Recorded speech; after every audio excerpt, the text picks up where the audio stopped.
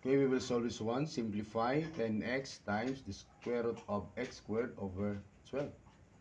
Okay, so ang gagawin natin dito, we have to multiply the radical by 3 over 3 to make the denominator a perfect square. Okay, so first, kopyahin muna natin yung 10x. Tapos, i-multiply natin yung radical natin, x squared over 12. Multiply natin by 3 over 3. Okay, para magiging perfect square itong denominator. Next, equals 10x. Kopyahin natin yan. Tapos, multiply natin si x squared times 3. So, magiging 3x squared over 12 times 3 is 36. Okay, so perfect square na yan. Tuloy natin.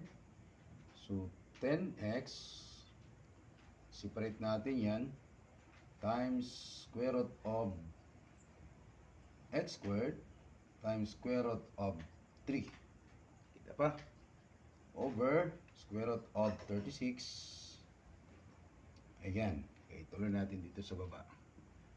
So, 10x, kopyahin natin yan, times square root of x squared. So, x, tapos times square root of 3.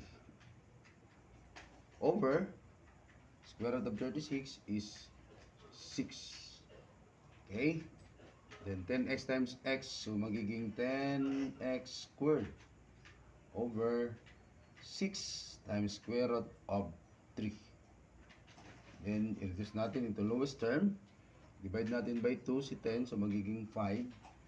Kopyahin natin yung x squared over si 6.